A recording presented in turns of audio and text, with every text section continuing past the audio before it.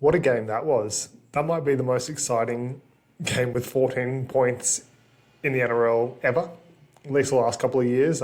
Super low scoring, but yeah, both teams looked awesome. Hardly any drop balls, even like on contested kicks, everyone was just catching them. Really good game. Bulls stayed in play a lot. I reckon there was 70 plus minutes ball in play there, or had to be close anyway. That sort of game was never going to be good for my fantasy side. What were the Bulldogs doing with like 2 minutes left? Had a penalty on the sideline, 30 metres out. Burton could easily kick that. Crichton, it was the kicker, sorry. Yeah, it's a tough kick, but yeah, it's certainly in Crichton's repertoire. And if you miss it, you get the ball back because Panthers would have gone long off the 20-metre restarted kick. So yeah, don't know what they were thinking there. Did they think it was a 4-point game? I don't know because they didn't even go for a 2-point field goal at the end. Maybe they backed themselves, but yeah, only one try all game. I don't know if that was the right play, especially to drop it on second play is not a good result. But yeah, Panthers too good. Both sides were really good. Just a strange decision. But yeah, that game was never going to be good for my fantasy side. I only had Kiraz, who's an outside back. And yeah, he makes some cheap points through offloads and stuff, but he really packed that away towards the end of the game and focused just on meters really, which is fine. I looked at the start of the game and he was 20% picked up and I was like, that's way too low. Like, how have people gotten away with not picking him up? Yeah, that changed quick. It was 65.3% of people picked him up in the end in the top 1,000. So that makes a lot more sense. So yeah, I didn't realise that until after the game. So I was a little bit annoyed with the 44, but yeah, now it's okay. At like the 50th minute, maybe 55th minute, Kiraz and Cleary were both on 37. And I was like, oh, I wonder who's going to score more. Like, it'll be close, I reckon. Maybe Kiraz. Yeah, he stayed on high 30s for the next 20 minutes and Cleary ballooned out pretty much instantly. He got a 10-point line break and then an 8-point try within like 3 minutes of me saying that. So, yeah, that wasn't great and he ended up crushing it, just absolutely destroying the kick meters. So, yeah, my chances of gaining heaps of ranks this round have probably evaporated already, but I do have a strong side this round, but might just be happy to hold ranks at this stage. Cleary, I traded him in round 11. He's played 3 games in that time and he's averaging like 70 something. So a bit annoying. It was the right play. He didn't even goal kick and yeah, just crushed it unfortunately. But Kiraz being picked up by that many is huge. I thought it would be high. I thought maybe 30 to 40%, but 65% is crazy. The risk here was Brian To'o getting injured. He was carrying an injury, or Lomax getting injured, then Kiraz comes into the team. I said that risk was heavily mitigated since so many people would pick him up. But it might actually come to fruition. So To'o looked pretty bad that game, injury-wise. Like he was holding his knee. He had it heavily strapped. NRL physio alluded to the fact it might have been an MCL that he's playing through. So, yeah, there's a big chance Kiraz plays in Origin 3. Also, To'o is on report for that high tackle that I just mentioned with like 2 minutes to go. He has no priors at the judiciary though. So, yeah, there's absolutely nothing on his record unless this is inaccurate, but it is usually very accurate. So, yeah, I think he'll be fine there. It was like a borderline high tackle. It was a high tackle, but it's on report, and he only has to get a 1-week suspension for him to miss that game. So, yeah, there's a chance Kiraz misses Origin, but again, 65% of people have picked him up, which is good. If that was 10%, then maybe you're in trouble. But, yeah, now just bring on the chaos. I don't care what happens. Yeah, that's about it from that game. Nothing super crazy. I'll go through these. Like, Payne Haas's captaincy has gone up a little bit to 15%. I guess it's a little bit of a pod play since not as many people have him as obviously like someone like a Terrell May. I just went Terrell May because I don't want to go against the pack. Haas did ton up last week, so maybe that increases ownership as well, people chasing those points. But yeah, he's still carrying an injury, so I wouldn't have done it personally, but I can see it. And that's about it, yeah. Average trades used 1, that will increase during the week. Preston was a big pickup at 11.9% as well, so yeah, he would have fit in a lot of teams. A lot of us are top heavy though, so otherwise his ownership probably would have been a lot higher. Fletcher Sharp, heavily sold at 56%, which makes a lot of sense. And then, yeah, your usual suspects all the guys that are injured. Jaden Campbell at 2.5% already is going to increase, because they play in the last game, and if it's already 2.5%, yeah, that will probably at least double. So that's interesting that a few people are selling him. I guess just making his money work, but Fletcher Sharp was quite a good enabler for that. So yeah, don't really understand it. I was considering it. I know a few guys in the comment section were as well. It's maybe one to consider if you had bulk trades. I did try and play around with my team, but it didn't really work for me. I didn't need the money for anything. It would have meant I'd still have to trade Hosking anyway, because the only person I'd trade Campbell for instead would be Latu Fainu.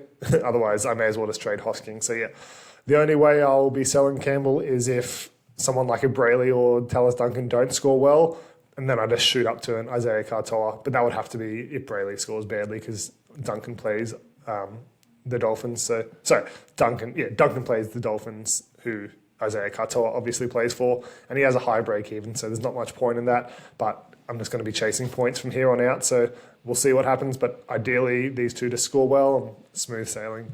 But yeah, that's about it for my team. I did just lock in those two trades that I talked about. I didn't change anything for once. And yeah, they're both locked in because I had to make that first trade to get the money to work for Sharp to Kiraz. So yeah, that's locked in. Brayley's coming in, so hopefully Barry Tui hasn't tweeted anything now to say otherwise. But yeah, that's it from that game. I'll get into the just talking about the scores. And yeah, Cleary led the way with a 78. Super frustrating as a non-owner.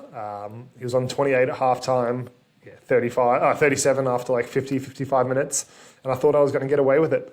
I would have taken anything below a 65 coming into the game. But it looked like he was going to go lower than that. He didn't goal kick. I thought there was a chance he would have at least split the kick meters, but yeah, it was pretty evident early on that he was going to be taking them, which is a bit annoying. And yeah, 836 kick meters is huge. 30 tackles, again, that's massive as well. Really big for him. Got that try off a charge down, which is so rare for him. And then a line break assist. Yeah, a bit of everything, as we know Cleary does. Got an offload as well. So yeah, it is what it is. We knew the risks of selling him. I think even 70% of people, I do it every time, 7% of people sold him in the top 1,000 last week as well. So unfortunate if that was you, but the process was correct in my eyes. We just know he can score in so many ways, even without the goal kicking. He only would have got 82, an extra 4 points, but actually, he would have got an extra 6 because Edwards missed from in front with the penalty. But it's fine. Whatever. Fuck you, Nathan Cleary. Dylan Edwards. I checked before the game. I did not realise he was this cheap. He's $500K, which is crazy. He obviously misses next week with Origin, and they have a bye anyway. But yeah, he'll be back in round 19. He might be someone I look to pick up.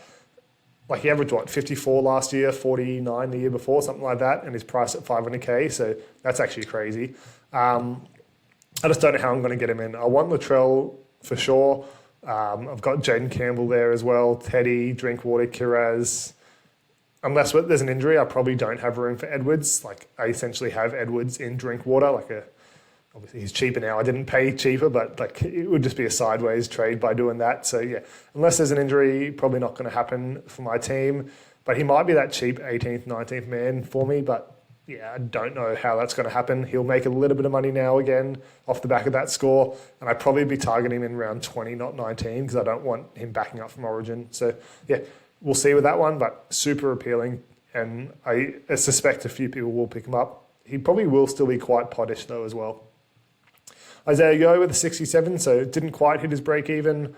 No one has him now, so we're probably hoping he was going to score lower just to get to a more appealing price. But yeah, he'll be one to look at in round 19 and 20 as well. We know how good he can be. He's not a must-have, pickup.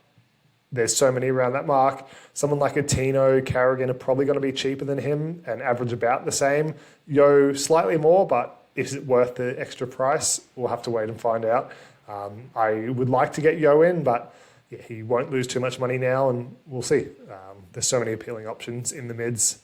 Mitch Kenny with a 59. Isaac Tungo looked really good with his 51. He had a very slow start to the season. I think I talked about him with Gagai and stuff around that round 12 mark, where they were just so low in price and they were a good pot option if they got back to where they scored. Couldn't tell you what he scored prior to this week, but he did look good in real life, and a 51's really good. Lindsay Smith with the 50. Yeah, he's going to be good without the Origin guys, but the bye schedule didn't align with him this year, unfortunately. Garner with a 49 in 68 minutes. So yeah, his position just changes every week, it seems like. Casey McLean, I actually gained a lot of respect for him today. I bagged him out a few times for not passing to Jenkins, even though I'd never had Jenkins, so I didn't mind it. But yeah, I just thought he was a pretty shit player. But he got stuck into Stephen Crichton today, and backed it up. He was pretty good in real life. So yeah, he put his money where his mouth is, and yeah, he looked quite good tonight. Good on him. He's a 19-year-old, so well done, son. Bizza with a 46. So yeah, he is carrying that injury. Didn't look 100%. Trainer was out to him a few times, but yeah, still denying tackle breaks. Looked really good under the high ball. Jacob Kiraz actually had switched sides in this game, so he was on the left, pretty much to target Bizza on the high balls. They maybe put up 3 the whole game, and they were terrible kicks. Not terrible kicks, but like they didn't give Kiraz any chance to compete. So it was a very strange one. I thought Kiraz was probably going to score a try when I saw that, but no, nothing happened there. Brian To'o definitely held his own. IPAPs with the 42 and 41 minutes. So yeah, really good PPM, but we're just not seeing those minutes we're used to this year.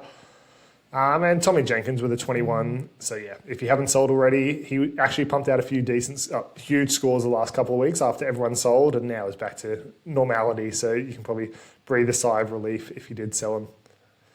Over to the doggy side, and Connor Tracy was unbelievable. Had a couple of try-saving tackles in real life. That first one on Blaze Talangi was insane in the first half. And in a low-scoring game, like plays like that will make the difference. Obviously, they lost tonight, but yeah, unbelievable effort.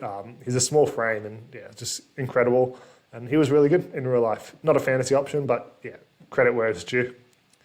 Max King, did he only have 2 offloads? I swear, like every time he touched the ball, he was offloading it. He was really good. So if there's any doubt about his Origin spot, which there shouldn't have been, but if there was, he's in the team for sure. Probably hurts Kalamatangi's stocks slightly, but I assumed he was going to come in for Stefano anyway. So I always thought Max King was in the team, and yeah, was really good tonight. Jakey Preston with a 60. He was quite heavily picked up, 11%, I think it was. And he scored a try, got a couple of tackle breaks. I'm sure he's going to get the line break.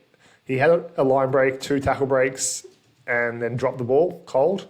But he ran like 20 metres, clearly broke the line. They didn't give him his tackle breaks for like 25 minutes as well. So I don't know if he picked those 2 up in a separate play. If he didn't, he'll update 4 for the tackle breaks and almost certainly gets 4 for the line break. If they don't do that, that's crazy.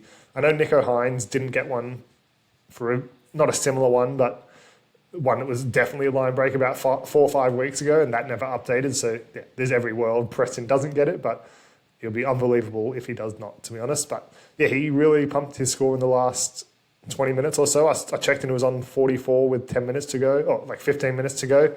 And yeah, just checked again and it was close to 60. So well done if you picked him up. He just didn't fit a lot of our teams. Like we didn't need an edge for round 18, 19. So if he did and you picked him up, good on you. Viliami Kikau, again, he had 4 offloads. I thought that said 3. I didn't see this one. But yeah, again, he's offloading every time he gets the ball. So I thought that would be higher. And I swear offloads are up so much this year. Like I swear every decent fantasy relevant guy is just offloading the ball tons. Not that he's fantasy relevant, but yeah, it just looks like offloads are up this year. I'd have to check that. But he's actually been really good this year, especially lately in terms of fantasy. Don't think he's an option. Like there's not much point. If he was pumping these scores at the start of the season, then maybe. But yeah, he's not the best fantasy option. Reid Marnie was very good early in terms of his fantasy score. Got a try assist and a line break for the only try of the night to Preston, so that was good.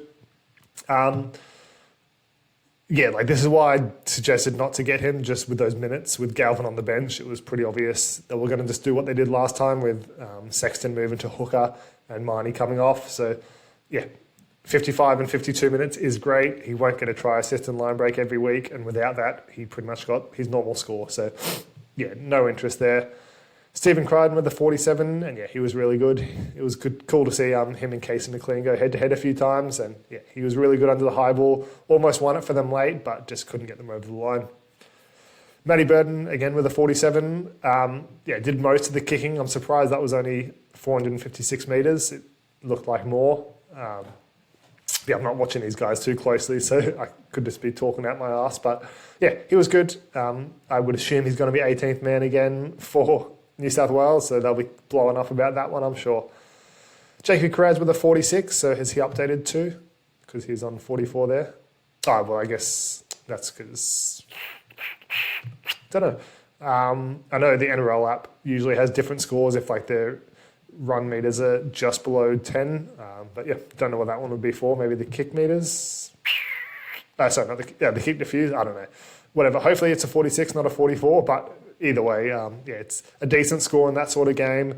His offloads did sort of carry him with the 4. I think it was 3 in the first half, 1 at the start of the second half.